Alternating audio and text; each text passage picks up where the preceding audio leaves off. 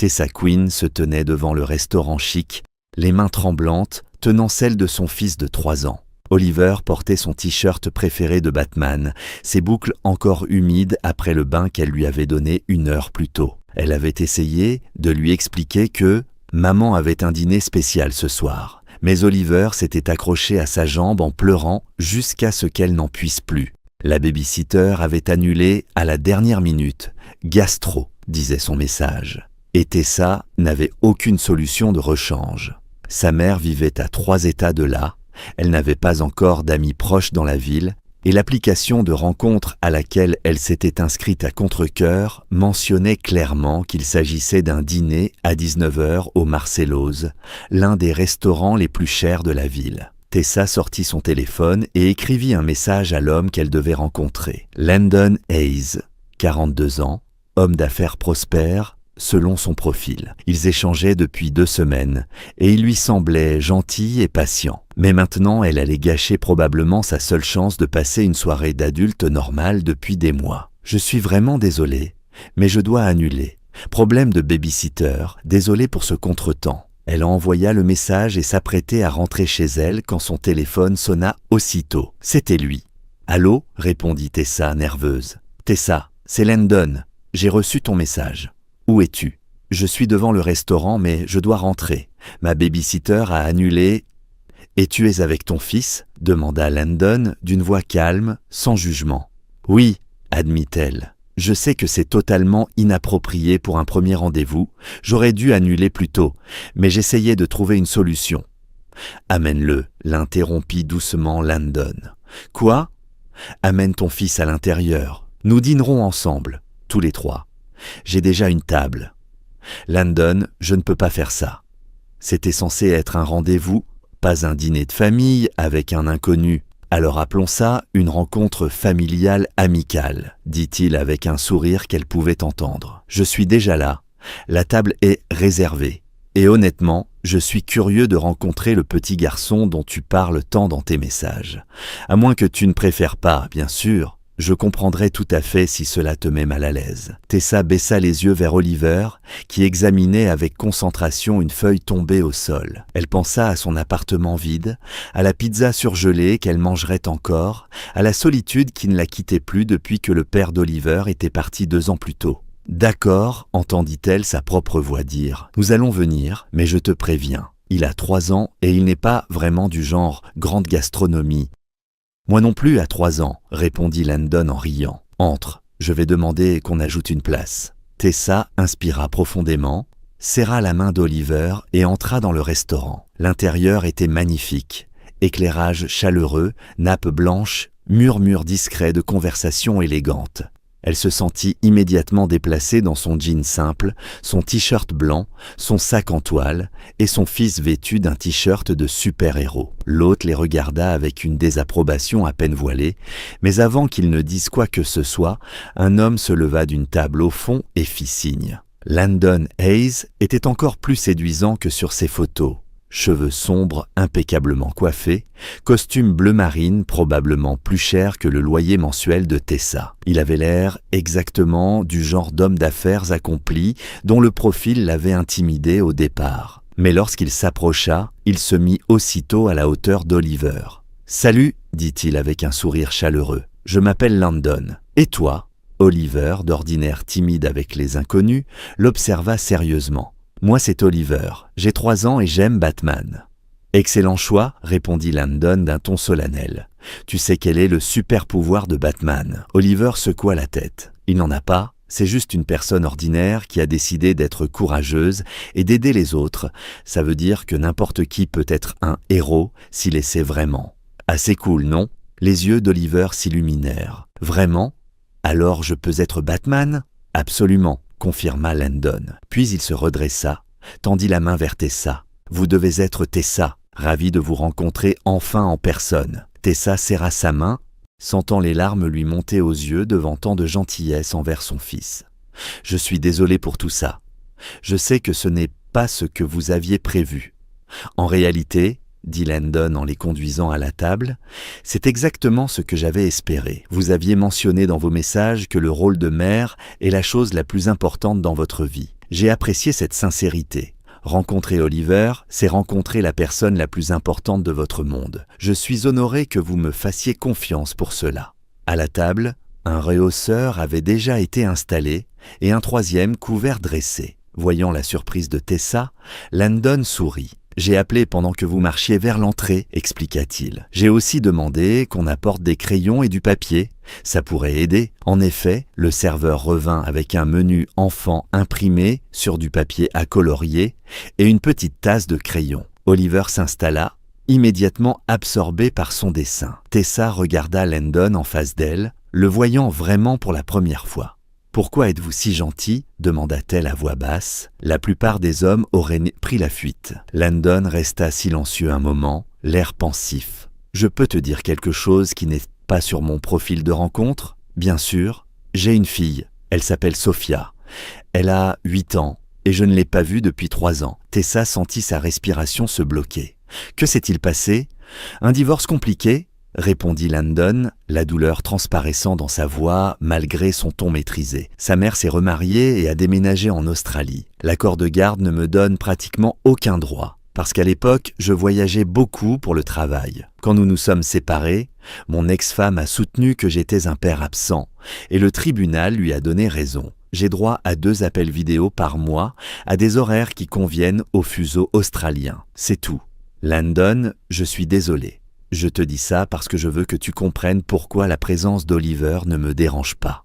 Chaque fois que je vois un père avec son enfant, ça me brise un peu le cœur, parce que moi, je n'ai plus ça. Alors, quand tu as dit que ta babysitter avait annulé, ma première réaction n'a pas été la déception, mais la gratitude. Tu es ce genre de mère qui ne laisserait pas son fils à n'importe qui met ses besoins avant tout, même quand c'est difficile. C'est admirable. Les larmes montèrent aux yeux de Tessa. J'ai tellement peur de sortir avec quelqu'un, avoua-t-elle. Tous les profils disent qu'ils ne veulent pas de mère célibataire, ou qu'ils cherchent quelqu'un sans bagage. Comme si mon fils était un bagage. Ton fils est un cadeau, répondit Landon fermement. Et toute personne qui ne le voit pas ainsi ne mérite pas ton temps. Oliver leva les yeux de son dessin. Maman pleure, tu la rends triste ? Non, mon chéri, répondit Tessa en essuyant ses larmes. Ce sont des larmes de joie. Landon est très gentil. D'accord, dit Oliver, satisfait. Et il retourna à son œuvre. Le dîner ne ressemblait à aucun premier rendez-vous que Tessa avait connu. Au lieu des banalités habituelles, ils parlèrent de choses vraies. Les défis de la parentalité, la culpabilité de jongler entre travail et éducation, la solitude de tout faire seul. Landon choisit soigneusement les plats, en pensant à ce qu'Oliver pourrait aimer, et prit la peine de lui demander son avis. Quand l'enfant s'impatienta entre 2 services, Landon sortit son téléphone et lui montra des photos de Sophia, racontant des histoires sur sa fille qui firent rire Oliver. « Elle est jolie, dit le petit, regardant la photo d'une fillette aux boucles sombres et au sourire édenté. Elle aime Batman aussi ? Elle préfère Wonder Woman, répondit Landon en riant. Mais je parie qu'elle adorerait parler avec quelqu'un qui connaît si bien Batman. « Elle peut venir jouer avec moi ?» demanda Oliver, plein d'innocence. La douleur qui traversa le visage de Landon fut brève, mais impossible à ignorer. « Elle habite très loin, mon grand. » Mais peut-être un jour, après le dîner, ils sortirent du restaurant. Oliver, fatigué, leva les bras vers sa mère pour qu'elle le porte. Avant qu'elle n'ait pu le faire, Landon demanda « Je peux ?» Tessa acquiesça. Et il souleva Oliver sur ses épaules. Le petit garçon poussa un cri de joie. « Je suis si grand. Regarde, maman, je suis un géant. » Tessa éclata de rire, et pour la première fois depuis des années, elle sentit quelque chose se desserrer dans sa poitrine. La tension constante d'être seule, le poids d'avoir toute la responsabilité sur ses épaules. Tout cela s'allégea, juste un instant. Ils marchèrent jusqu'au parking où Tessa avait laissé sa vieille voiture, Landon portant Oliver tout le long, malgré son costume hors de prix. Arrivé à la voiture, il déposa doucement Oliver pour qu'elle puisse l'attacher dans son siège. « Merci, dit Tessa en refermant la portière. Merci pour ce soir, pour ta gentillesse envers lui, et pour ne pas m'avoir fait sentir que j'avais tout gâché en amenant mon fils à un premier rendez-vous. » « Tu n'as rien gâché, répondit Landon. Tessa, Tu m'as offert un cadeau ce soir.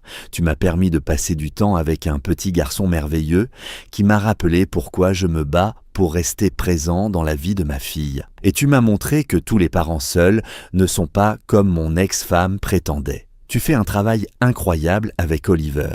Est-ce que je peux te revoir ? Demanda Tessa avant de se raviser aussitôt. Je veux dire, si tu veux.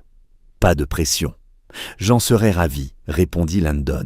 Et la prochaine fois, Oliver est automatiquement invité. Je le pense vraiment. Je sais que ta vie est un tout et je ne veux pas n'en connaître qu'une partie.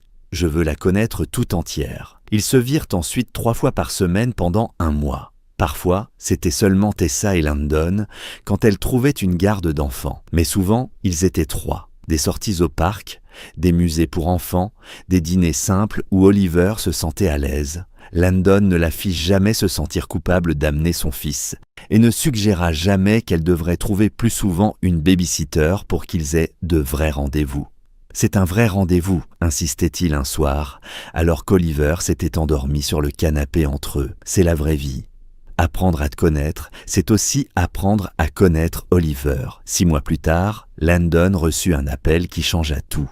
Son ex-femme vivait un divorce difficile et voulait revenir aux États-Unis. Plus important encore, elle acceptait de renégocier la garde. Elle m'a dit qu'elle regardait mes réseaux sociaux, raconta Landon, la voix tremblante d'émotion. Elle a vu les photos de moi avec toi et Oliver. Elle a dit que j'avais mûri, que je n'étais plus le père absent d'autrefois. Elle est prête à accepter une garde partagée. Une fois qu'elle sera de retour, Landon, c'est merveilleux, dit Tessa en le serrant dans ses bras. C'est grâce à toi. Répondit-il, parce que tu m'as permis de retrouver une place dans la vie d'un enfant, de guérir et de me rappeler comment être présent. Tu m'as donné la chance de prouver que je pouvais être le père que j'aurais toujours dû être. Quand Sophia arriva pour sa première longue visite, elle était naturellement nerveuse à l'idée de rencontrer la compagne de son père et le petit garçon dont elle avait entendu parler lors des appels vidéo. Mais Oliver, avec la spontanéité intrépide d'un enfant de 4 ans, lui proposa aussitôt de lui montrer ses jouets. « Tu peux jouer avec ma grotte de Batman », dit-il généreusement. Et je te montrerai comment construire des immeubles avec des blocs. Tu aimes les blocs, Sophia ? La fillette, jusque-là timide et réservée, sourit pour la première fois. J'adore les blocs. 1 an plus tard, Landon demande Tessa en mariage. Pas dans un restaurant chic, mais dans le salon de Tessa, avec Oliver et Sophia présents. Oliver avait aidé à choisir la bague et Sophia avait écrit un petit discours sur le fait qu'elle avait toujours rêvé d'avoir un petit frère. Le jour du mariage, Oliver fut porteur des alliances, portant fièrement son meilleur t-shirt de Batman, sous sa petite veste de costume, et Sophia fut demoiselle d'honneur. Dans leurs vœux, Landon et Tessa promirent non seulement de s'aimer l'un l'autre, mais aussi d'aimer et de protéger tous les enfants de leur famille recomposée. « Tu pensais qu'amener Oliver à notre premier rendez-vous me ferait fuir ?» dit Landon pendant ses vœux. « Mais tu m'as apporté exactement ce qui me manquait. La chance de faire à nouveau partie d'une famille, d'être nécessaire et aimé, non pas malgré le fait d'être père, mais grâce à cela. Toi et Oliver ne m'avez pas seulement donné votre amour, vous m'avez rendu ma fille en me rappelant comment être présent. » Des années plus tard, quand on leur demandait comment ils s'étaient rencontrés, Tessa racontait toujours l'histoire de la baby-sitter qui avait annulé, du message désespéré et de l'homme qui avait répondu « Amène-le » sans hésiter. Elle racontait combien elle avait eu peur, croyant que le fait d'avoir un enfant la rendait non fréquentable, et comment Landon lui avait prouvé que la bonne personne ne voit pas les enfants comme des obstacles, mais comme des occasions de construire quelque chose de plus grand qu'un simple couple. Oliver et Sophia, devenus frères et sœurs de cœur malgré l'absence de lien de sang, levaient souvent les yeux au ciel, amusés, en entendant encore et encore l'histoire qu'ils connaissaient par cœur, celle d'une baby-sitter qui avait annulé et d'un t-shirt de Batman qui avait conduit à une famille unie par le choix et l'amour sans la moindre réserve. Car c'est ce que Tessa avait appris ce soir-là, au Marcellose, que la bonne personne ne te demande pas de cacher les parties les plus importantes de ta vie, elle te demande de les partager. Elle voit ton enfant non pas comme un inconvénient, mais comme une fenêtre sur ce qui compte le plus pour toi.